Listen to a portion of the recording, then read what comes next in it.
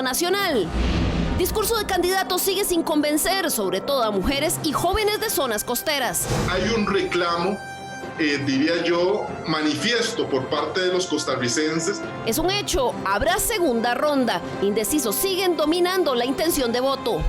No está claro un panorama en el que estemos superando la barrera del 40% ningún partido político. Esta amplia gama de candidaturas, de partidos, no necesariamente es un reflejo de un involucramiento más amplio de la ciudadanía. Además, las promesas de campaña se presentan en todos los colores y sabores. Esto es Estado Nacional. Muy buenos días, muchas gracias por acompañarnos nuevamente aquí en Estado Nacional, las mañanas de los domingos. Seguimos en nuestro programa llevándole el pulso a la contienda electoral y esta semana hubo varios eventos. Primero, el Tribunal Supremo de Elecciones hizo el sorteo para la ubicación en la que quedarán los diferentes partidos políticos en la papeleta. También el CIEP de la UCR publicó la encuesta de intención de voto y han pasado otras cosas. De eso precisamente vamos a conversar el día de hoy y permítame presentarle a nuestros invitados. Está con nosotros el doctor Ronald Alfaro, quien es el coordinador del Centro de Investigación de Estudios Políticos de la Universidad de Costa Rica, que esta semana acaparó titulares con la encuesta. Buenos días, Ronald. Hola, muy buenos días, Liliana, también para toda la audiencia. Un placer acompañarlos por acá. También está con nosotros Abril Gordienco. Ella es una de las líderes y voceras del movimiento Poder Ciudadano Ya. Este es un grupo de la sociedad civil que llevó al Congreso una iniciativa con el objetivo de brindar mayor transparencia y sobre todo información a los electores. Esta reforma se aprobó y ya entró a regir este año. Vamos a conversar un poco de cuáles han sido las consecuencias de esto. Buenos días, Abril. Muchas gracias por estar con nosotros. Buenos días, Liliana. Muchas gracias por la invitación. Un saludo también a quienes nos acompañan hoy. Y también para comentar todos estos eventos, invitamos nuevamente aquí en Estado Nacional a don Rolando Laclé, abogado, exdiputado, exministro y por supuesto buen conocedor de primera mano del ambiente político nacional, con una mirada ahora desde fuera, ya que él no está militando en ningún partido. Así que es para nosotros un gusto contar con usted, don Rolando, nuevamente como analista. Muchas gracias, Liliana, por la invitación. Un gusto de estar aquí con ustedes, con Abril, con Ronald y con usted. Mucho que comentar, porque apenas empieza a calentar esta campaña política, pero vamos a entrar en materia. Esta semana se realizó la rifa del orden en el que van a aparecer en las papeletas presidenciales y diputadiles los partidos políticos que están aspirando a la elección. Este sorteo se realizó en el Tribunal Supremo de Elecciones a inicios de esta semana. En este proceso electoral había un total de 27 agrupaciones que solicitaron inscribir aspirantes a la presidencia de la República. Sin embargo, finalmente la papeleta quedó integrada solo por 26 nombres, debido a que Vivian Quesada, postulada por el partido Fuerza Democrática, no aparece en el documento remitido por el Tribunal Supremo de Elecciones debido a algunos problemas en el cumplimiento de los requisitos. Así va a aparecer la papeleta en que usted se va a encontrar el próximo 6 de febrero cuando llegue a la urna electoral. Esas son las de las diputaciones y vamos a ver ahí también el orden en el que aparece la papeleta para elegir al próximo presidente de la República. Usted va a encontrar la bandera del partido, el nombre del partido y bueno, es históricamente la papeleta mayor poblada en la historia de nuestro país. Ahí la vemos, son 26 casillas. Ronald, sin duda, pues va a llevar su tiempito para el elector, el que ya tiene de su corazón comprometido con una agrupación política, probablemente la divisa es lo primero que vea, pero el indeciso va a tener que pensar un poquito frente a esta papeleta.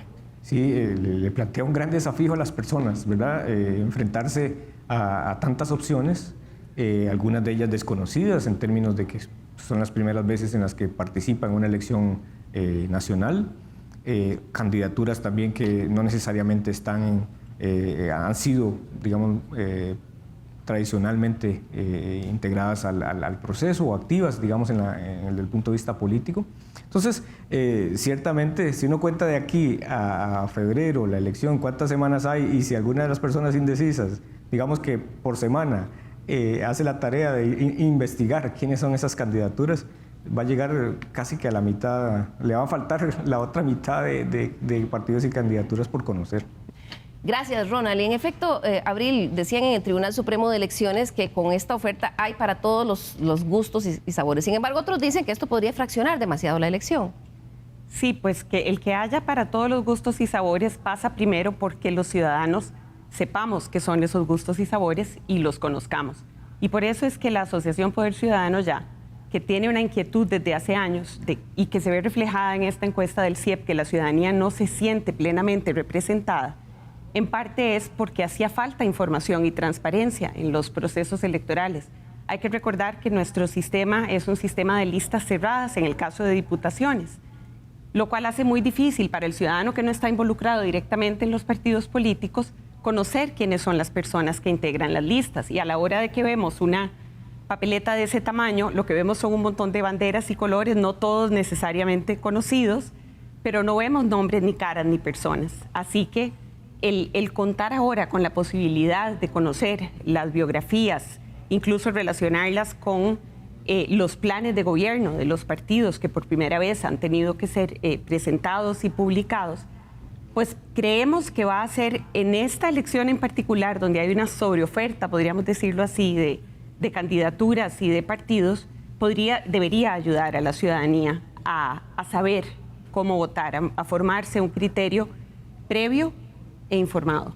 Don Rolando, usted históricamente estuvo muy de cerca de todos los procesos electorales durante años. ¿Cómo vio esa papeleta, la más poblada en la historia del país? A mí no me hace muy feliz, ¿no? A mí no me hace muy feliz porque siento que esto es el producto de varios errores anteriores, ¿verdad? Esto tiene relación directa con la desintegración de los partidos políticos. En este país estamos cayendo en un problema serio o hemos caído en un problema serio, y es que cada día la afiliación a partidos políticos es menor.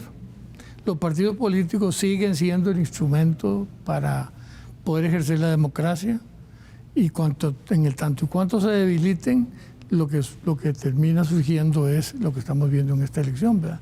26 partidos políticos. La segunda razón por qué esto sucede es porque en este país es muy fácil hacer un partido político, y eso debería revisarse y corregirse. Y la tercera razón es por esa barbaridad de la doble postulación. Yo soy enemigo rotundo a la doble postulación. Me parece que es un mecanismo que utilizan los que quieren ser diputados independientes, se inscriben como presidentes para tener mayor visibilidad, pero no están aspirando a la presidencia, sino que están aspirando a una diputación. Para y lo ustedes que hacen una forma, es confundir a la gente, ¿verdad? ¿Y para ustedes es una forma oportunista de estos candidatos de aprovechar lo que permite el Código Electoral? Absolutamente. Eso no me parece, y me parece además que confunde a la ciudadanía, ¿verdad? Yo me pongo a pensar qué va a hacer la gente cuando llegue a la urna electoral, tenga unos minutos para votar y se encuentre con esa cantidad de partidos políticos. Además de que algunas de las personas que están ahí ya no eran de ese partido. Es decir, el otro gran problema que va a tener la gente es, bueno, ¿cómo identifica a la persona con la que en el pasado pudo haber estado y ahora está en otro partido, completamente sí, claro, diferente, con una bandera totalmente distinta? Es decir, esto va a ser una confusión que yo me temo que termine aumentando el voto nulo en una forma significativa, o por lo menos más importante que en las campañas pasadas. De manera que esta papeleta a mí no me hace feliz en cuanto al fortalecimiento de la democracia. Doble postulación, ¿qué le parece a usted, doña Abril? Yo creo que si tuviéramos un sistema parlamentarista es ideal tener la doble postulación, porque eso significaría que aquellos que se sienten preparados para gobernar el país asumen la estafeta de estar en la oposición, si fuera del caso, si eso es lo que les corresponde, y estar ahí. Pero en un sistema presidencialista como el nuestro, tal vez mi posición no es tan contundente como la de don Rolando en contra de la doble postulación, pero sí la forma como se ha utilizado, que es, como vos decís, un poco oportunista, un poco trampolín para ganar visibilidad, y que entonces tiende a distorsionar la campaña, porque personas que realmente ni están preparadas ni tienen una intención real, no es ese su propósito, llegar a la presidencia, de pronto suben en las encuestas y terminamos con un resultado que no es el verdadero, digamos, es como como aparente por un tiempo y se decanta, podría decantarse incluso, está tan volátil nuestro sistema electoral que podría el voto decantarse de pronto por alguien que realmente no pensaba que iba a llegar hasta una segunda ronda, por ejemplo. Claro, y que no tenía ni idea de qué es lo que va a hacer si llega a la presidencia. Bien, esa reacción de los electores a esta gran cantidad de oferta electoral es una de las cosas que midió la encuesta del CIEP de la Universidad de Costa Rica, el Centro de Investigación y Estudios Políticos. Se publicó esta semana que pasó y muestra ya visos de cuáles son las intenciones de voto del costarricense. Veamos. Este es el primer estudio de la campaña electoral 2021-2022 que hace el Centro de Investigación y Estudios Políticos de la Universidad de Costa Rica, CIEP. Para ello se consultó por teléfono celular a 940 personas mayores de 18 años entre el 21 y 29 de octubre, así como el 1 y 2 de noviembre. Del estudio se desprende que el ánimo electoral sigue bajo. El interés por votar presenta una reducción con respecto a la medición de agosto, al igual que la motivación, que pasó de un 48% a un 35%. Lo que sí aumentó es la preocupación, que subió 7 puntos porcentuales con respecto a agosto. Entre quienes afirman que piensan votar en los próximos comicios y además son capaces de indicar cuán decididos están a hacerlo, este es el panorama. El 48% afirma que, aunque votará, no ha decidido por quién. Y entre los que ya tienen candidato, la intención de voto la lidera el verdiblanco José María Figueres con un 19%, seguido por Linet Saborío con un 8%. Fabricio Alvarado muestra un 5% de apoyo y José María Villalta del Frente Amplio un 4%. El resto de los candidatos presidenciales inscritos hasta ahora no llegan ni siquiera a superar el margen de error de la encuesta. Sí, habrá segunda ronda, porque difícilmente podrá alguno en lo que resta del proceso de la campaña aglutinar ese 40% de los votos válidamente emitidos que se requiere para evitar una segunda ronda. En esta ocasión se da una leve reducción de un 5% en la cantidad de indecisos con respecto a la última medición realizada en el mes de agosto, pues pasó de un 53% a un 48%. ¿Y cuál es el perfil de estos indecisos? Un 51% son mujeres. Por grupo de edad, mayoritariamente son los jóvenes entre 18 y 34 años los que aún no deciden y sobre todo aquellos con nivel educativo de secundaria. El estudio también nos muestra por quién se decidieron a votar las personas que en la última encuesta decían estar indecisas, pero ahora ya apoyan a alguien. José María Figueres subió 2% su intención de voto comparado con la encuesta de octubre, al igual que Linet Saborío. Fabricio Alvarado fue el que presentó menos crecimiento con un 1%, mientras que José María Villalta también tuvo un incremento de un 2%. Por otro lado, la encuesta nos pone frente al pesimismo con que los electores sienten la evolución de los principales temas nacionales. El costo de la vida ha empeorado según el 92% de los consultados. Aunque el desempleo presenta leves reducciones, según el INEC, un 84% de los ticos asegura que está peor. La educación es otra de las áreas en que el 70% de los electores sienten que ha empeorado, así como la seguridad ciudadana. Sin embargo, al consultarle a los ticos cuáles son los temas que consideran los más importantes para esta elección, la salud se coloca en primer lugar, seguida por el desempleo y el costo de vida. Enero es el mes clave para configurar estrategias más agresivas por parte de las y los candidatos que quieran ganar notoriedad y ganarse un espacio en el imaginario de las personas. Lo que prevalece es una alta inseguridad de cuál puede ser ese resultado final. Y la decisión del electorado pareciera, como también ocurrió hace 4 años, va a terminar definiéndose en la recta final. Muy probablemente ya en los días previos o inclusive cuando está el elector con la papeleta en el recinto secreto. A pesar de que la papeleta electoral presidencial en esta ocasión tiene 26 opciones para que los costarricenses elijan, el estudio del CIEP también encontró que los ticos no se sienten bien representados. Esta amplia gama de candidaturas, de partidos, no necesariamente es un reflejo de un involucramiento más amplio de la ciudadanía. Además, un 45% aseguró que no le gusta que haya tantos candidatos. Tenemos una mayor cantidad de partidos políticos, pero hay un malestar de la población que, pese a tener un menú más variado, no encuentra representación en alguno de esos partidos. Ronald, comencemos explicando la metodología nuevamente en forma muy sencilla, porque sí hubo muchas manifestaciones, sobre todo en redes sociales, después de la publicación de la encuesta del CIEP, sobre la diferencia de los porcentajes que salen en esta encuesta de intención de voto por algunos candidatos versus otras encuestas que los partidos han liberado en los últimos días. Bueno, hay distintas formas de reportar los resultados de una encuesta. Nosotros en el CIEP hemos sido, en todas las mediciones hemos sido congruentes. Siempre utilizamos la metodología de utilizar lo que denominamos el votante duro, ¿verdad? El voto duro. ¿Qué significa esto? Bueno, nosotros le hacemos la pregunta de por quién va a votar a todas las personas, a las 1.000, 1.200 o 900 que entrevistamos usualmente.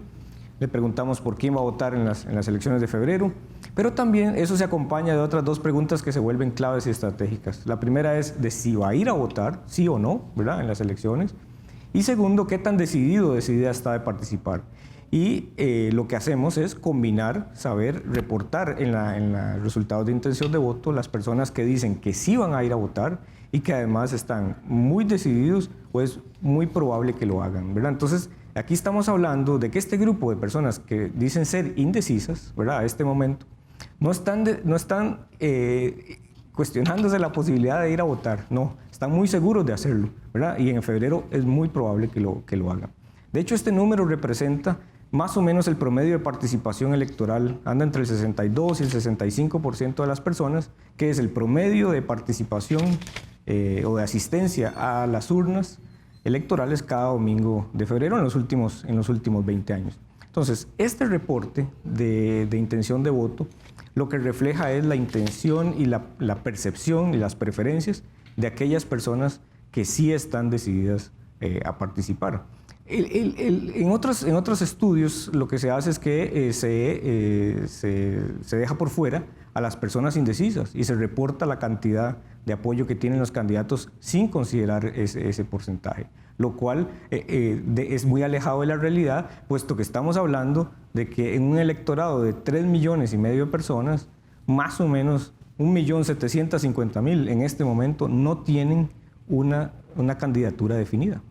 Claro, don Rolando, ¿cómo vio usted estos resultados? Solo 4 candidatos están por encima del margen de error y evidentemente no hay ninguna posibilidad con estos números de que haya elección en primera ronda.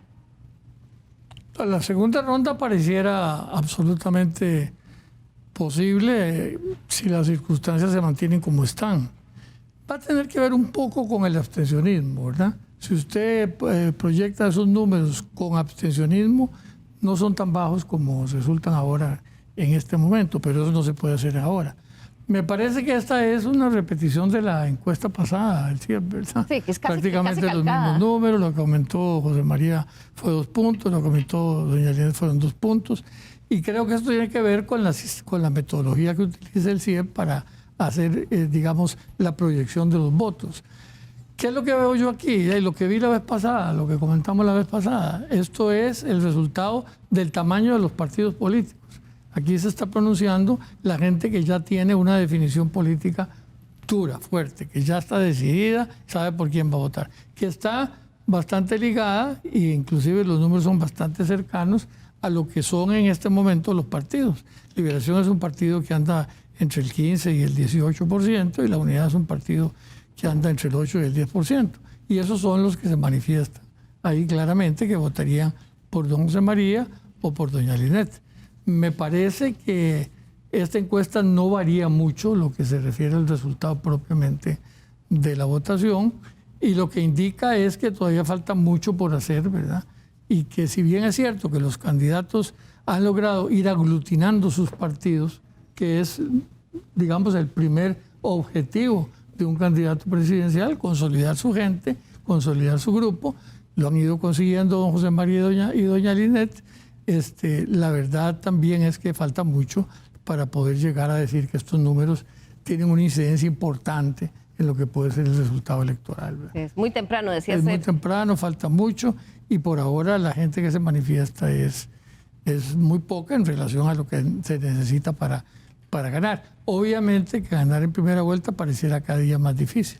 Yo creo que aquí vamos a terminar definiendo esto, si las circunstancias se mantienen como ha estado hasta hoy, en enero, ¿verdad? Y en enero sí se va a producir un tsunami electoral importantísimo que el CIEP tendrá oportunidad de medir, porque Ronald ha dicho que ellos harán varias encuestas de aquí. Un tsunami se refiere a usted a los intentos de todos los candidatos para tratar de aglutinar más votos. Y a que la gente se decidirá, porque si hay un hecho importante, la gente va a ir a votar. Lo que la gente no sabe es por quién va a ir a votar, pero la gente va a ir a votar. Y los números son coincidentes con lo que ha sido tradicionalmente la votación de los costarricenses. ¿Verdad? Habrá un 20, un 20 y pico % de abstención.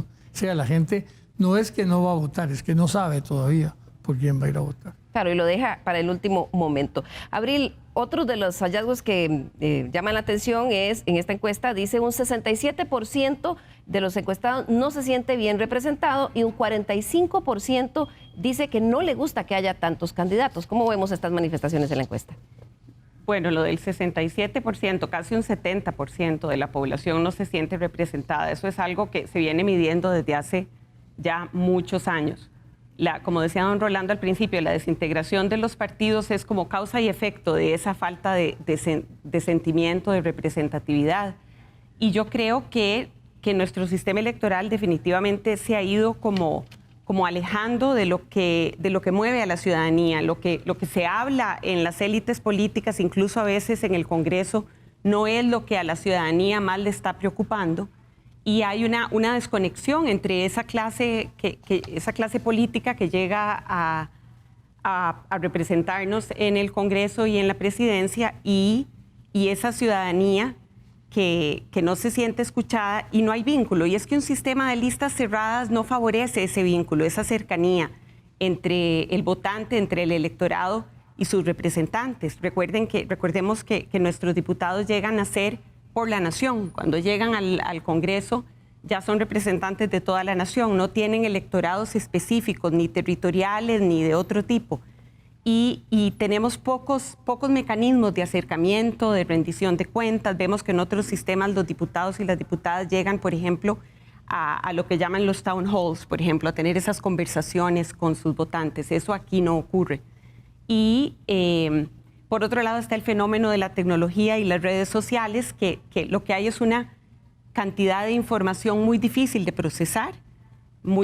Termina generando ruido. Genera ruido, genera confusión, nos permite profundizar muy poco y nos guiamos entonces por titulares, por comentarios, por mensajes de personas que conocemos, pero es difícil formarse criterio y profundizar un poquito en esa cantidad de información y de ruido. Entonces terminamos sintiendo a esas personas por las que votamos muy lejanas a nosotros. Claro, antes de que vayamos a la primera pausa, Abril, me gustaría que conversemos sobre esta reforma que Poder Ciudadano ya impulsó, que logró que se aprobara en la Asamblea Legislativa y que hizo que los candidatos a la presidencia, los partidos tuvieran que presentar para inscribirse de forma obligatoria un programa de gobierno, una biografía y su fotografía. Parecía que esto, digamos, por básico era difícil de pensar que no fuera obligatorio, pero era. Sin embargo, Abril terminó generando problemas de cumplimiento de requisito de última hora porque algunos mandaron las biografías en inglés, otros no las mandaron a tiempo, que faltó una fotografía. ¿Por qué eso es importante y por qué ustedes lo impulsaron? Bueno, pues Poder Ciudadano ya venía detectando que en los procesos electorales había poca información a disposición de los votantes. De hecho, siempre entrábamos a las páginas de los partidos y del mismo tribunal para ver quiénes eran quienes estaban postulándose para representarnos y para gobernar, y no estaba nunca la información completa. Y comenzamos a investigar y dimos con un estudio muy interesante del doctor Quesada y el doctor Casas sobre cómo los partidos realmente, por un lado, no tienen filtros estrictos sobre quiénes conforman sus listas y quiénes terminan postulándose y representando esos partidos. Y por el otro, sí, había un vacío increíble en nuestra legislación para hacer Costa Rica una democracia sólida, antigua, tan respetable en el Istmo y en general en el mundo. No teníamos ese requisito legal, que no es un requisito en sí para ser candidato ni a presidencia ni a diputaciones, pero sí un requisito para la inscripción de esas candidaturas. Y decidimos, promover, y nos ha alegrado mucho ver que la ciudadanía activa, inquieta, puede incidir en la toma de decisiones, y así fue, se logró finalmente que se aprobara ese proyecto de ley que en circunstancias como las actuales, con esta cantidad de partidos y de personas postulándose, es todavía más importante que antes tener información básica sobre qué proponen los partidos. No queremos que lleguen a improvisar. Ya hemos tenido el caso de candidatos que llegan a una segunda ronda sin tener terminado su plan de gobierno. ¿Quién pretende gobernar un país si 3 o 4 o 6 meses antes no tiene listo un plan? Bueno, ahora vamos a poder darnos cuenta de eso. Claro, ya está publicada, sin embargo, don Rolando, ¿está el elector preparado para consumir esa información? ¿Cómo ve usted este nuevo elemento en esta campaña? A mí me parece que esto es un paso positivo. Me parece que está muy bien que se obligue para la inscripción de las candidaturas a presentar los planes de gobierno. Pero esto es un proceso que necesita ir evolucionando, ¿verdad? No todo el mundo va a ir a fijarse ahora en los programas de gobierno, pero poco a poco esto debería irse siendo una cosa usual y familiar. Ojalá se lograra que de verdad el costarricense, antes de votar, hiciera un análisis del programa de gobierno del candidato por el cual piensa emitir su voto. Creo que es un paso positivo, creo que tal vez no tenga un efecto muy importante en esta elección, pero irá teniéndolo en el futuro y es una decisión tomada en el camino correcto, en el camino educativo, donde se está haciendo algo importante para que la gente vote educadamente, la gente se responsabilice, analice, estudie antes de emitir su voto. La política es mucho de emoción, ¿verdad? Pero hay que también combinarla mucho con el análisis objetivo y tranquilo de los programas de gobierno y de qué es lo que van a hacer los candidatos. Como dice Abril, y tiene razón, ha habido casos en que tenés un candidato que llega a la segunda vuelta y no tiene ni siquiera un programa de gobierno listo. Eso no está bien en una democracia. Ahora tendrá que tener por lo menos algo básico para presentar al Tribunal Electoral y creo que esto ha sido una decisión que favorece a la democracia de Costa Rica. Vamos a ir a nuestra primera pausa y al regresar vamos a hacer una primera pinceladita, un vistazo a eso que resultó de esas propuestas. Y también otra cosa que estudió en la encuesta del CIEP. ¿Cómo quieren los costarricenses que sea el próximo presidente de la República? ¿Qué esperan que tenga en sus atributos? Ya regresamos.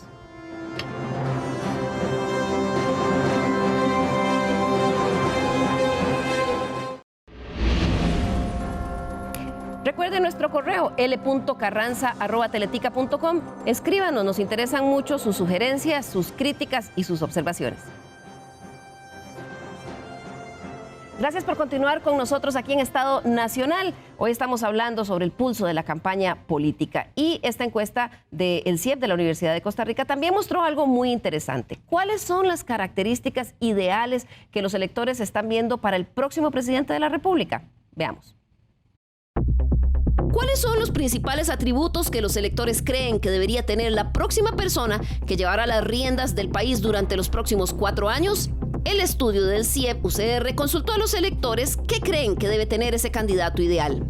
Para ellos, no importa si es hombre o mujer, aunque en esta ocasión prefieren a alguien de mayor edad sobre un candidato joven. Un 92% de los costarricenses encuestados coincidieron en que el nuevo presidente debe representar un cambio.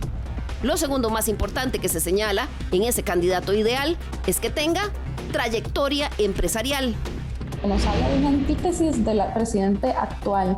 Vean cómo está la gente recurriendo en esta encuesta a figuras que se distancian del liderazgo que en algún momento ejerció Carlos Alvarado, relacionado con su edad y relacionado con su experiencia.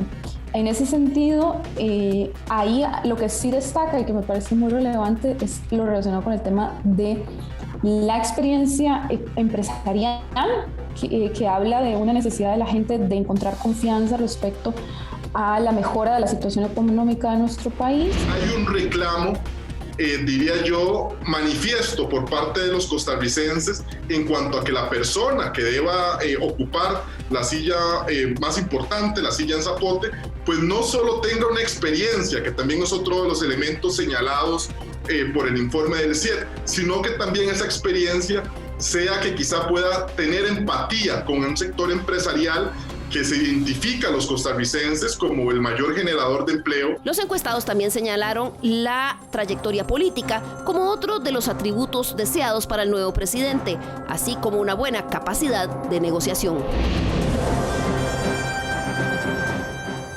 Roland, en esta pregunta que ustedes hacen, los electores dicen, no importa si es hombre o mujer, eso se puede ver en los porcentajes, y además alguien de edad madura. Sí, estos son atributos y cualidades que las personas de alguna forma perfilan, ¿verdad? Sobre esas candidaturas presidenciales.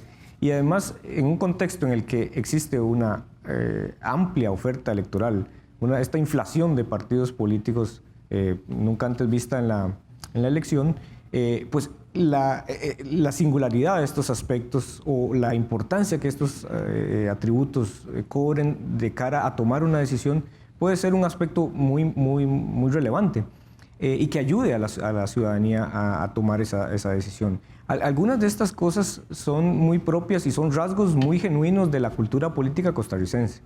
Por ejemplo, el tema de la negociación. En Costa Rica, una persona que pretenda atraer el apoyo de la ciudadanía a través de un modelo de tratar de imponer su visión o tratar de usar la mano dura para esquivar cualquier obstáculo, no es aprobado popularmente, ¿verdad? ¿No? Esto es un rasgo muy importante. Y la negociación habla de la necesidad de, existiendo una fragmentación no solo del voto, sino también de la fragmentación de la representación política en la Asamblea Legislativa, se vuelve en un aspecto de urgencia determinante, ¿verdad? En términos de la conducción del gobierno y de las relaciones de los partidos políticos, tanto en el Congreso y desde el Ejecutivo. Y por último, el tema de la experiencia también señala de alguna forma en la ciudadanía una ambición, una necesidad de que las personas que lleguen a ese puesto pues tengan algún nivel de capacidad ya demostrada. Claro, pero don Rolando, no podemos dejar pasar. 92% dice que quiere que el próximo presidente represente un cambio y casi un 90% que tenga experiencia empresarial. ¿Cómo leemos eso? A mí me parece que de las cosas muy interesantes que tiene esta encuesta, si yo fuera miembro de un comando de campaña en estas elecciones, esta sería la pregunta clave, la más importante para tomar decisiones a futuro. ¿Qué es lo que está diciendo el costarricense en estas respuestas? Que quiere algo completamente distinto a lo que tenemos. Completamente diferente a lo que es el gobierno del PAC y a lo que ha sido la administración de Carlos Alvarado. La antítesis del gobierno actual, dice Eugenia. Todos los puntos que señala la gente que quiere hoy son la antítesis de lo que tenemos hoy. ¿Por qué? Bueno, porque la gente no está contenta con los resultados de este experimento que tuvimos hace 4 años, ¿eh? Y la gente quiere volver un poco al análisis más sereno y más profundo de las cosas.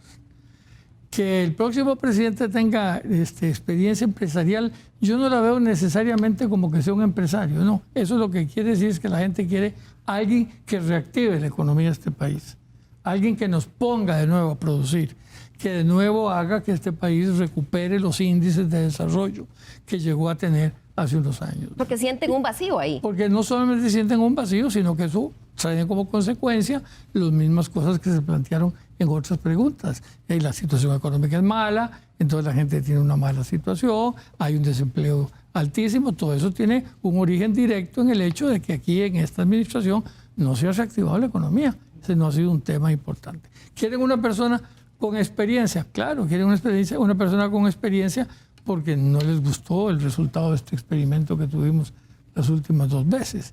Y quiere una cosa muy importante, que habla muy bien del costarricense. Quiere a alguien que logre entendimientos políticos. Porque la otra cosa que los costarricenses hemos aprendido es que en este país no se puede gobernar si no se buscan entendimientos políticos. El costarricense se ha decantado, y yo creo que en esta campaña posiblemente sea parecido, por una asamblea legislativa en la que el presidente no tiene mayoría, o por lo menos no tiene una mayoría importante, significativa. Y entonces es muy necesario el acuerdo político, el entendimiento político. Entonces, aquí tiene que haber un candidato que, me parece a mí, desde ahora le enseñe al costarricense que cuando llegue a Zapote no va a llegar a confrontar, no va a llegar a enfrentarse con sus enemigos o sus adversarios políticos, sino que va a llegar a buscar un consenso y un acuerdo porque solo con un consenso y un acuerdo podemos salir adelante. Si no hay un presidente que armonice, que busque ese acuerdo, el país va a seguir enfrascado en lo que tenemos hoy, ¿verdad? Una situación de parálisis, donde para conseguir un acuerdo legislativo es una cosa muy, muy difícil. Este país consiguió antes acuerdos legislativos muy significativos y muy importantes que hace rato que no se encuentran, ¿verdad?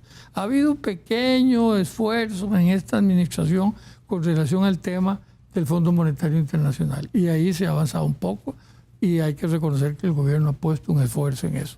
Sin embargo, ahora mismo en la campaña los candidatos no se deciden todos por manifestarse claramente sobre ese tema. A mí me parece que eso es fundamental, ¿verdad? Sí, los hemos visto esquivos con ese tema. Hay muchos que cuando les consultan prefieren dar respuestas que no los lleven a tomar una posición. Es un tema fundamental, ¿verdad? Si en este país no se consolida el acuerdo con el Fondo Monetario, no tenemos futuro, ¿verdad? Y eso la gente tiene que entenderlo, y me parece que los candidatos deben comprenderlo y empezar a decirlo y a manifestarlo claramente, porque ese es un punto muy importante.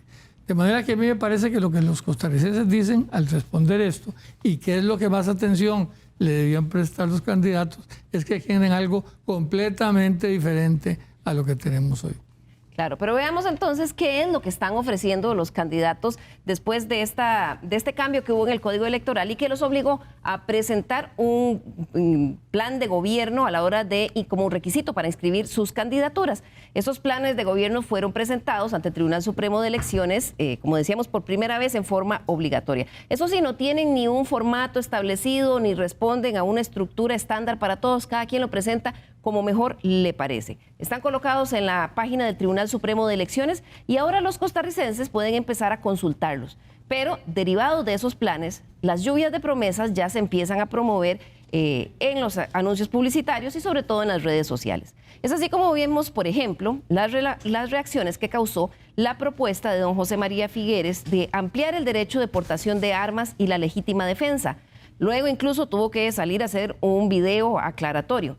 Además, esta semana él también presentó su plan de reactivación económica que llamó 911, con el que según él la promesa es no habrá ni un desempleado más. Por su parte, Eli Feinsack lanzó una campaña fuerte en redes haciendo énfasis en su interés por eliminar impuestos, como el del jabón de tocador y el de la carne exportada, como vemos en estos anuncios que tienen las redes sociales. Fabricio Alvarado, por su parte, sostiene que su meta es disminuir el desempleo en un 6%, y esta semana también trascendió que en su plan de gobierno buscará impulsar la abstinencia sexual en las escuelas. Línea Saborío habla de reactivar programas de vivienda digna, aunque en posiciones como si el ICE debería o no dedicarse a hacer obra pública, se le ha visto vacilante y algunos sectores han criticado esa falta de posición más clara. Por su parte, Rodolfo Pisa propuso crear un Ministerio de la Familia y 1000 médicos de barrio. Rolando Araya, por su parte, puso sobre la mesa la intención de crear el derecho a la felicidad y, entre otras cosas, habló de un banco para intercambiar trabajo comunitario por viajes gratuitos. Otros candidatos, como Rodolfo Hernández, patinó en una entrevista realizada por la periodista Hulda Miranda en el programa Interferencia de Radio Universidad de Costa Rica, cuando ella le preguntó sobre un punto específico en su plan de seguridad que proponía poner todos los cuerpos de persecución de los delitos del Poder Judicial bajo el mando del Poder Ejecutivo en la Presidencia de la República. Esto fue lo que contestó don Rodolfo. El sistema judicial sí lo deberíamos politizar según su plan de gobierno. No, eso ha cambiado. Ese programa se presentó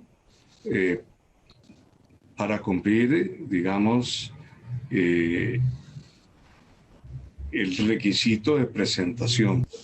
Estamos reconsiderando ese planteamiento con ese grupo reforzado, porque me parece que hay algunas cosas que deben ser modificadas de ese programa de gobierno.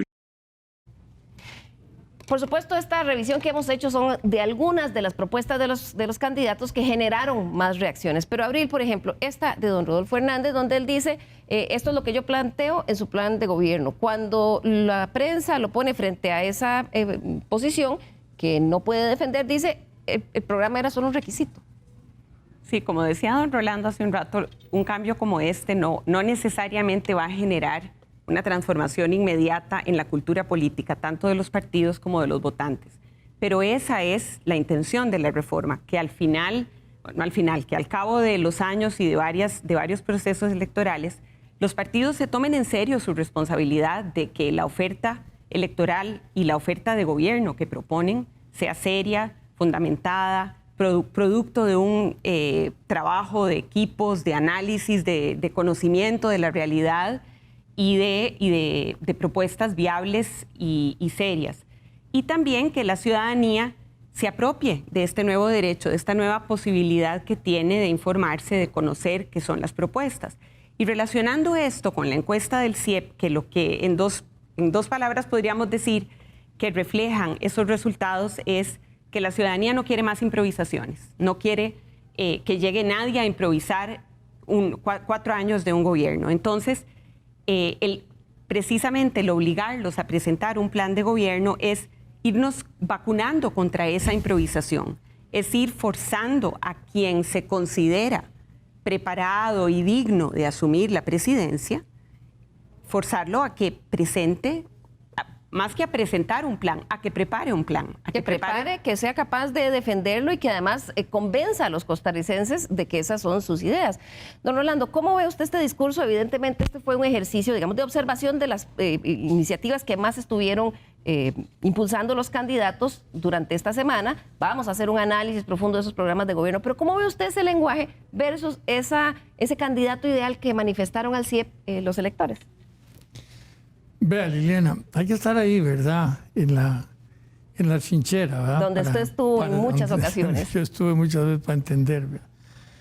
Cuando usted ve una encuesta como esta, donde la gente no se define, donde la gran mayoría de los costarricenses no tienen candidato todavía, y usted está ahí en un grupo de campaña, manejando una campaña, usted anda buscando un mensaje que cautive.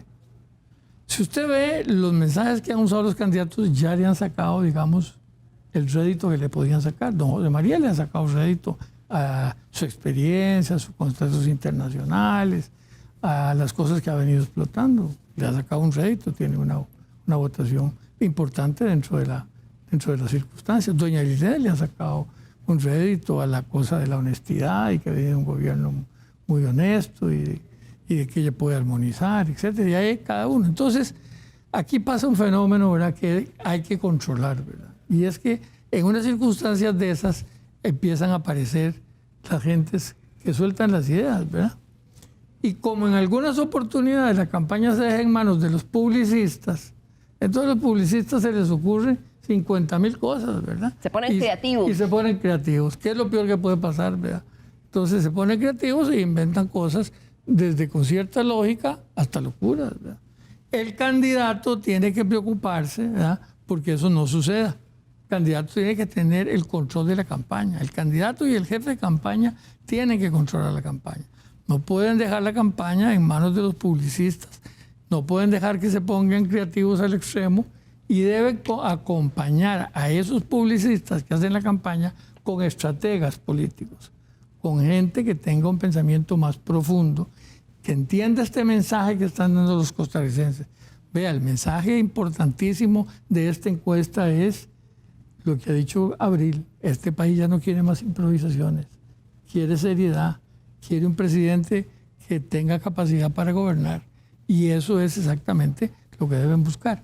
La gente, los políticos, y yo lo entiendo porque uno estaba ahí, sabe cómo es la cosa, andan buscando un mensaje como las 80,000 casas de Oscar Arias, o andan buscando un mensaje como el bono millón de empleos, como el bono de la vivienda de Rafael Ángel, ese tipo de cosas que motivaron a la gente enormemente.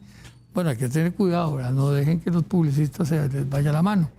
Hay que buscar las cosas que la gente quiere, que son mucho más profundas y serias, ¿verdad?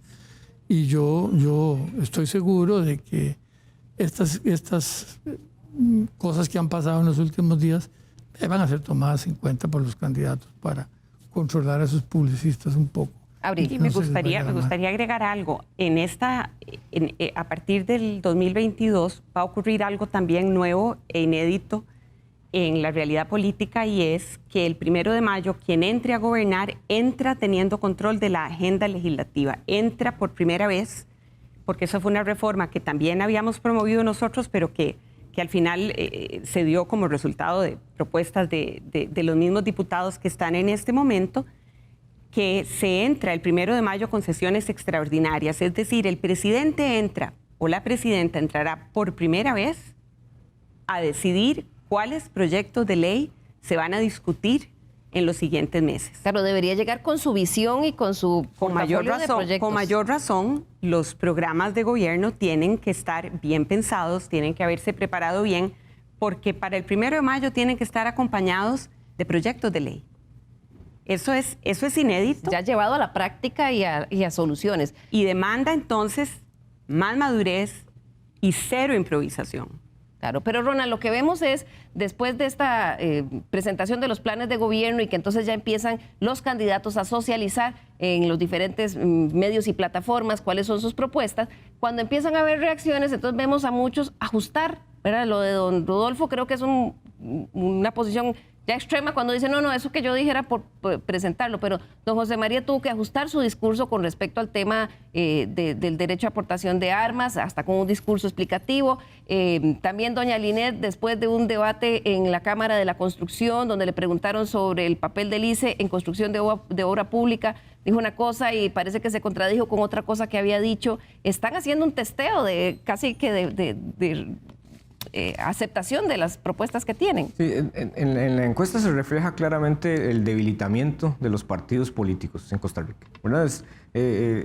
Los partidos en este momento no arrastran ese apoyo popular, digamos, masivo, de manera que, por ejemplo, que en otras épocas le permitió llenar el Paseo Colón el domingo antes de las elecciones, ¿verdad? Desde la estatua de León Cortés hasta el Hospital San Juan de Dios. Y esa era la demostración, digamos, de ese poderío, de esa fuerza electoral. Pero también este recuento que se hace sobre los planes y las ideas de gobierno refleja el debilitamiento y las dificultades de esos partidos para conectar con la realidad de la gente. Lo que la ciudadanía le está demandando no necesariamente ser reflejado en buena parte de esas ideas, ¿verdad? Entonces hay una desconexión muy importante, por un lado porque las bases electorales de los partidos son pequeñas, reducidas y no son en este momento suficientes como para asegurarles el triunfo en primera ronda. Y por el otro lado, desde el punto de vista más de sus propuestas e iniciativas, esas iniciativas no están conectadas con la realidad, con las personas, ¿verdad? Sino que son planteamientos de los cuales algunos de ellos han sido improvisados, ¿verdad? Y han tenido que, digamos, han tenido que replantearlos, ¿verdad? O reformularlos en función de, bueno, cuando entra el cuestionamiento, posiblemente eso los deja en una posición también desfavorable. Entonces, ciertamente la exigencia, que pareciera ilógico que en Costa Rica no tuviéramos una exigencia de decirle a los candidatos, bueno, hay que presentar un plan de gobierno, ¿verdad? Pero la exigencia ahora creo que es un muy buen termómetro para evaluar, examinar qué es lo que esas páginas incluyen, qué es lo que están proponiendo, cuáles son sus principales iniciativas, porque entonces ahí ya estamos hablando de otro tipo de planteamientos o de formulaciones o ideas en la campaña. Claro, don Rolando, usted hablaba de que la política tiene que ilusionar, tiene que conectar con las emociones. Pero claro, los problemas nacionales son complejos, de finanzas públicas, de reactivación económica, de generación de empleo, y plantearlos en una forma sencilla, pues es complejo para llegar a ilusionar al votante. El ejercicio contrario ha sido esta elaboración de mensajes tan simples como eliminaré 100 impuestos, Ministerio de la Felicidad, ni un desempleado más, pero no conecta. ¿Cómo hacen los candidatos frente a esto, Rolando? Bueno, es que tampoco se trata de hacer promesas que la gente sabe que no se van a cumplir, ¿verdad? Decir cosas que, por decir que la gente... El costarricense es inteligente, es un pueblo inteligente y culto. Y entiende cuando lo están engañando, ¿verdad? Cuando le dice que van a terminar con toda la pobreza, pues sabe que eso no es así, ¿verdad? Que le van a dar trabajo a todo el mundo, sabe que eso no es así. Pero sí hay algunos mensajes que ilusionan a la gente que tienen que estar relacionados con la posibilidad de ejecutarlos, ¿verdad? Cosas que sean realmente realizables, ¿verdad? Y en este momento hay muchas cosas que son realizables y que se pueden que se pueden utilizar en la campaña, ¿verdad? No hay duda de que los problemas grandes están ahí detectados en todas las encuestas, ¿verdad?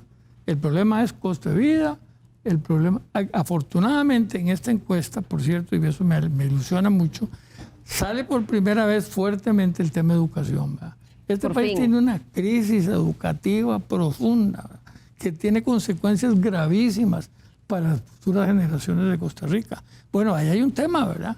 Hay que ponerse creativo, realista, no inventar cosas, sino creativo, realista, en ofrecer qué se va a hacer con la educación de este país, que no puede seguir como está. El tema del empleo es un tema muy importante. Hay que encontrar mecanismos realizables para poder ofrecer al costarricense que habrá más empleos.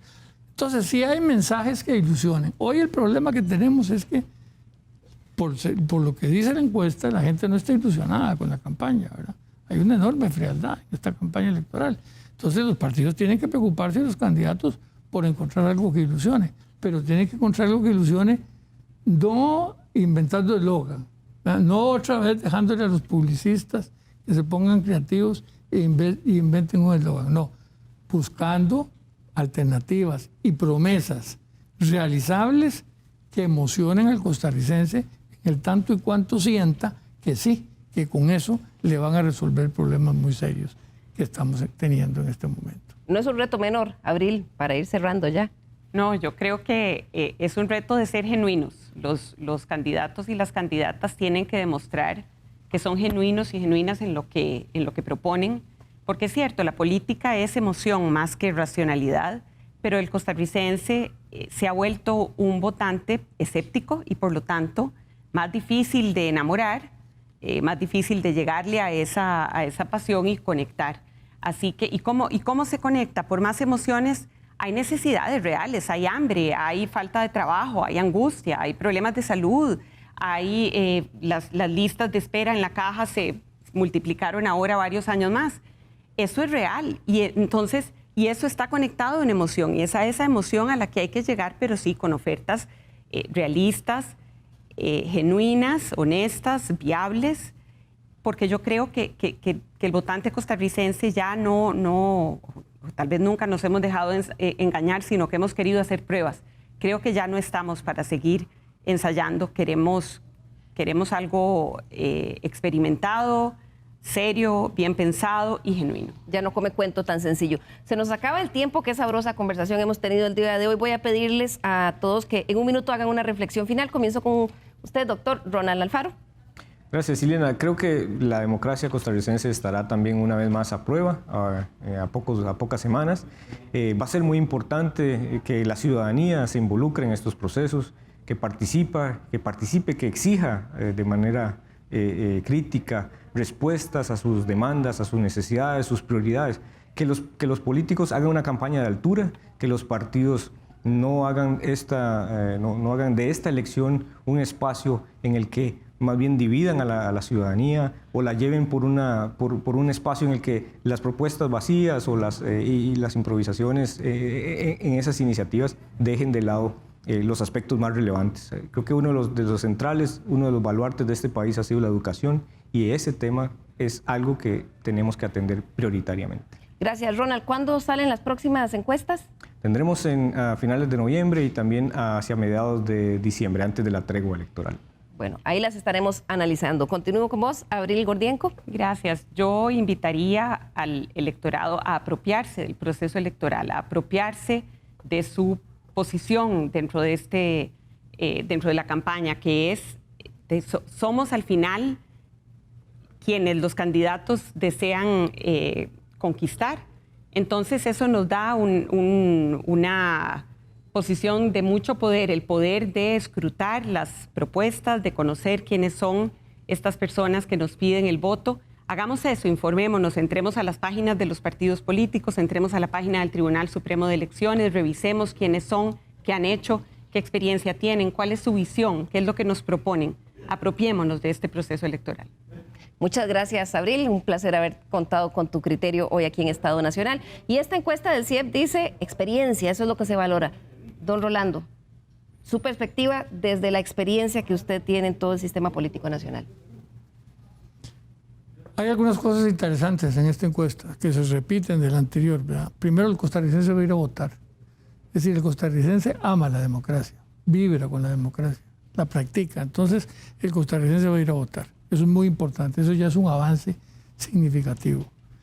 Yo creo que ahora lo que sigue es que el costarricense se informe, ¿verdad? Ahora tiene mecanismos mejores para poder informarse realmente del pensamiento, de la actitud, de la trayectoria, de la vida de los que aspiran a ser presidentes de la República. Esta reforma que consiguió el grupo de Abril, ¿verdad?, permite que vayan a estudiar los programas de gobierno, ojalá lo hagan una cantidad importante de gente, ¿verdad? Y además, ojalá que los partidos empiecen a hacer planteamientos serios, ¿verdad? Empiecen a decirle a la ciudadanía cosas importantes, ¿verdad? Y empiecen desde ahora a enseñarle al país que es posible un consenso nacional una vez que pase el proceso electoral para resolver los problemas muy serios que hoy tiene Costa Rica, ¿verdad? Ojalá que sea una campaña educativa, que no sea una campaña en que se lancen insultos y se saquen cosas, sino que sea una campaña en que los candidatos planteen soluciones a los problemas del país. Así es, y es nuestra responsabilidad como electores participar e informarnos, porque veamos el ejemplo en la acera de enfrente. El día de hoy en Nicaragua se está llevando a cabo un proceso que no se puede decir electoral, es una votación, un atropello a la democracia, así que a nuestros hermanos nicaragüenses nuestro abrazo, pero nosotros tenemos que aprender a capitalizar de esas experiencias para conservar nuestra democracia. Se nos acaba el tiempo, muchísimas gracias a nuestros invitados y a ustedes por acompañarnos, los esperamos el próximo domingo aquí en Estado Nacional.